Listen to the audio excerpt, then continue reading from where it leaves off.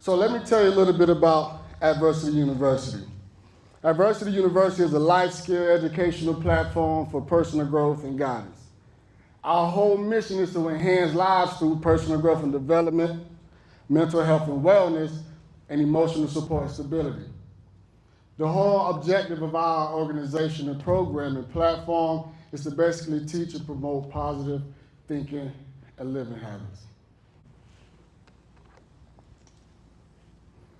I've had the opportunity, me and my team, of traveling, this country and working with different organizations, school district, nonprofit organizations, different corporations, providing professional development and personal development services with our curriculum and books, right? So as you see above on the screen, we have the foundation is based on emotion and intelligence, and the curriculum that we have is called Unlocking Greatness. Because I do believe that we all have greatness within us, we just need to be pulled up out of us, even if we don't believe it all the time, right? Okay. So, with me traveling the world, so to speak, and teaching and promoting positivity as it relates to the mental health and the emotional stability and just growth as an individual, personally and professionally, it's one basic question that everybody want to know, which is on the screen. What is a winning culture? Okay?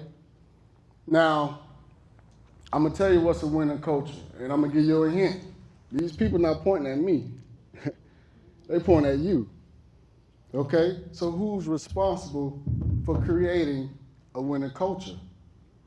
You. Let me introduce myself to you. My name is Coty Martin. I'm a licensed therapist. I'm a motivational speaker, and I'm an author. I'm a former athlete, but my most important titles are I'm a husband to my beautiful wife, and I'm a father to my two beautiful princesses. Right? Now, let me tell you a little something about myself. Breaking, building, and lasting couldn't have been the most appropriate theme for this event today, because this here represents who I am as a person and what I represent professional and what I live on a day-to-day basis. So let me give you a little story about myself. And I'm going to start at the time when I was about 11 years old when I first encountered a police officer, right? And this police officer looked at me, right? I looked at him, he looked at me, I'm sweating. I don't know what's about to happen. And he looked at me and said, man, you gotta be one of the fastest kids I ever met in my life. I'm like, dang, okay. And in the same breath, he told me, put your hands behind your back. You got a right to remain silent. Anything you do can and will be held against you in the court of law. And at 11 years old, I was on my way to jail. At 12 years old, I was kicked out of middle school for fighting a teacher. At 13 years old, I was on trial for aggravated assault. But this time, I had nothing to do with this. Wasn't even around. But because of my past, and because of what I represented at the time, nobody believed me. So what did this do to me? It sent me down a path of self-destruction. But it was on me to build myself back up. So at one point, I was broken, okay? And I had to break that mindset. And in breaking that mindset, it's not always the easiest thing to do, right? But I had to build myself up, right? So the point I'm trying to make with this story and just telling you about who I am as a person and those experiences that I experienced as a young person from 11, 12, 13 years old. And at 13 years old, I made the decision, and my mama made the decision to get me up out of the house, right?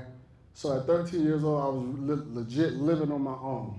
I moved with my sister and her boyfriend, who the boyfriend was a big drug dealer. They got into it, she left. She went back to Miami. I was there, stuck with him. A few months later, the feds came, kicked in the door. He's in prison. I'm there, stuck by myself. I moved with his brother, who was his big boss, right? So naturally, what you think happened? The feds came. They picked him up.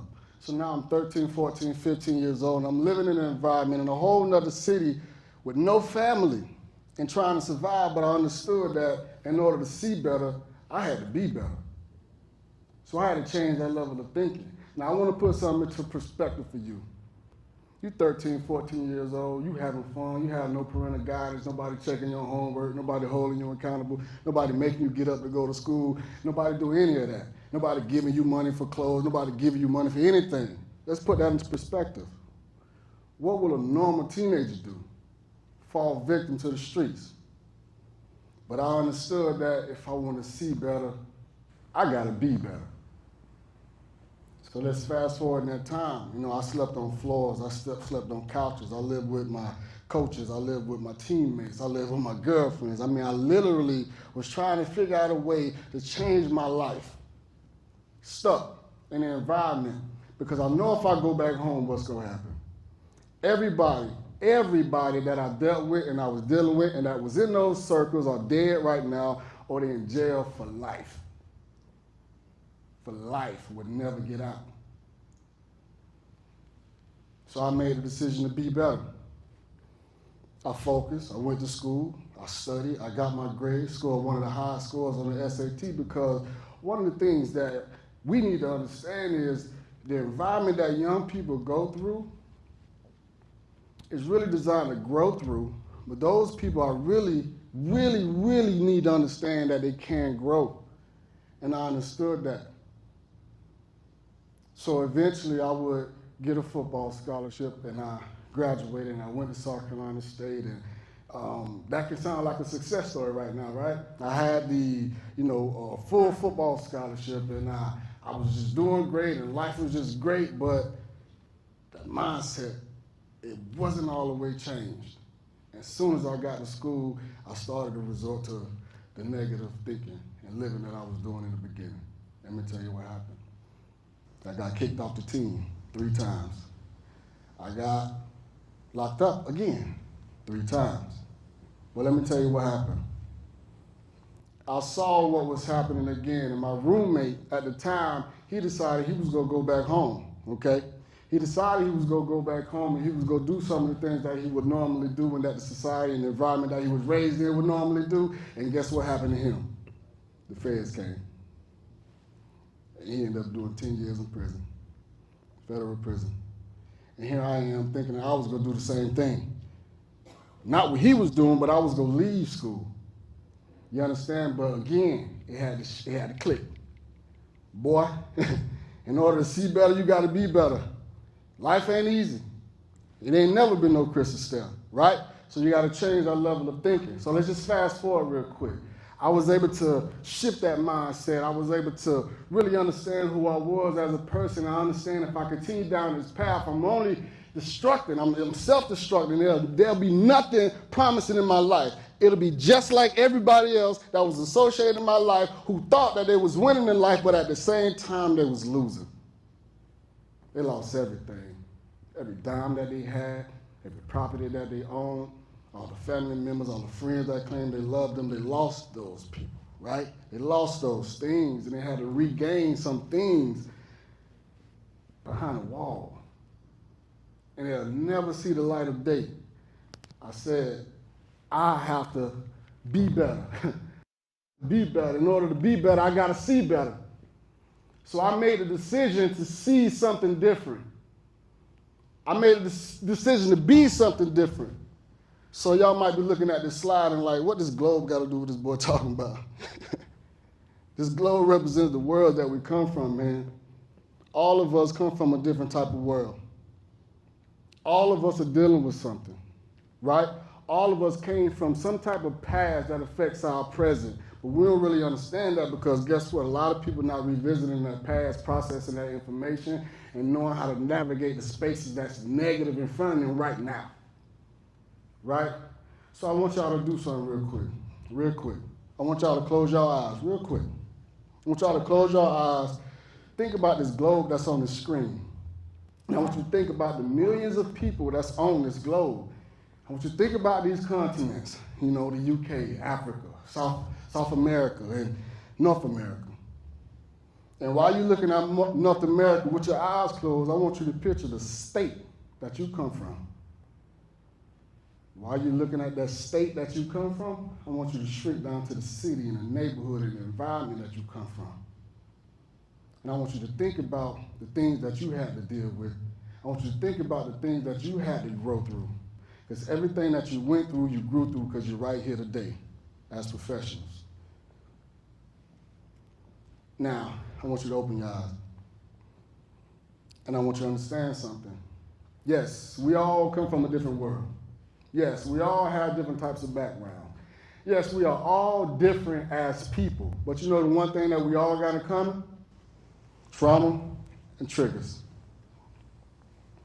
That's very important. Now, before the guys and the ladies that don't really understand what trauma and triggers is, trauma is basically a negative experience that you experienced in the past that affects your present. And that trigger is the things that will make that thing reborn and present itself when you least expect it. Okay? We don't never know when it's going to happen, but it happens. We don't never know how to deal with it, but we deal with it. We get through it somehow, right? I'm going to tell you something. Those triggers and that trauma, I call it TNT. That's a ticking time bomb. At any moment, any one of us is ready to go off, period. I'm sure y'all can identify with that, right? Now, y'all looking at this baby on the screen, I want y'all to understand something. I'm sure everybody in here may be a parent, dealt with a baby, you have some type of experience with a kid, right? And, you know, I remember when I first became a father and, you know, my baby was sitting in her crib and she cried throughout the night. My wife up and down all night and the baby cried. She going to check on the baby, feed the baby, check on the baby, change the baby, check on the baby, care for the baby. And then we go to the doctor's office and the doctor was like, hey, just let the baby cry out. Let the baby deal with it, right? Let the baby handle that, right? And eventually they'll soothe themselves, okay? Now, that worked for that baby, but it don't work for a toddler. It don't work for that middle schooler. It don't work for that high schooler, that college, that young adult. See, naturally, our parents, they just don't have the answers, and they get the answers, and they know what to do when we're young. But with this journey of life, there's different stages, there's different levels of life that we got to understand how to navigate. And that place is very important because, yeah, that baby can soothe themselves, right? But what happens when that young person is in middle school and they're dealing with issues and they don't know where it comes from and they don't know how to navigate that space? What happens when that person becomes a high schooler or go to college and when they graduate college, they still learn how to soothe themselves, but without tools and skills to be able to really navigate that space? They're just dealing with it. They're just dealing with it. They're coping with it however they see fit. And most times it's very, very, very unhealthy. This here is what I call a generational curse. And let me explain that to you. Because naturally, our parents teach us the best that they have, thinking that that will sustain us for the rest of our lives. Because guess what? Their parents taught them the best that they had. But what happens when somebody teach you something that they was really, really taught and it was actually wrong? But they don't really know that because knowledge is power and shared knowledge is more powerful. But if you don't never have those tools and those skills, if your parents never had those tools and them skills, how do we really know that the way that we're navigating this life is correct? We don't.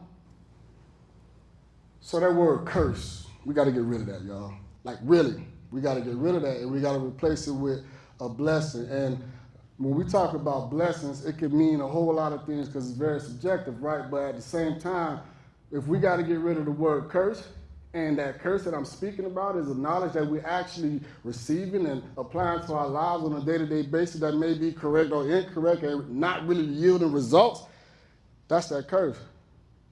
But if we get the information and knowledge and the tools and those type things, and we actually know how to deal with these situations and navigate the space of life and deal with the shortcomings that we have and those triggers that's pulling out that trauma for us, Guess what? That's a blessing. Because if we don't find ways to deal with those triggers, if we don't find ways to process that trauma, it's only a matter of time before we blow up. Tick, tick, boom. Those people will implode. Those people will explode. You never know the result of what these triggers will do to these traumas and what that trauma will do to the person, mentally and emotionally. Listen, ladies and gentlemen, we're suffering inside and out. We got to deal with that. So, again, the question is, how do we create, maintain, and sustain a winning culture? You got to be that winner. So, when those individuals implode or explode, and it's only a matter of time for that individual to blow up, by a show of hands, like, does that create a positive or negative culture? Show of hands, does that make a positive culture? Okay. Show of hands, does that make a negative culture? Okay. See, negativity is what we're used to subconsciously, right? Because we're stuck in our own head. Everybody get on our nerves when at a certain point, right? We have a problem with this person for this reason, and we got a problem with that person for that reason, but we don't really know what that person is dealing with on a day-to-day basis. We don't really know what she's dealing with on a day-to-day basis. We don't really know nothing about that person, but most importantly, guess who else we don't know nothing about? Ourselves. That's a huge problem. We got to change that. So I got a question, y'all. Did you know that nearly 1 out of 10 adults in the United States have dealt with or currently dealing with depression? Okay, I'll take this a step further. Did you know that 46% of high schoolers are walking around with persistent feelings of hopelessness, right? Which is associated with anxiety and depression? So what does that say? Nobody's dealing with their issues. We got issues. Everybody's born to have issues, right? But the key is knowing how to navigate those spaces, and the key is really knowing how to get to the solution of those issues.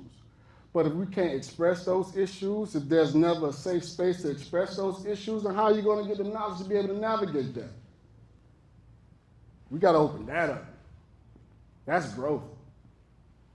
That's mental health, and that's emotional stability.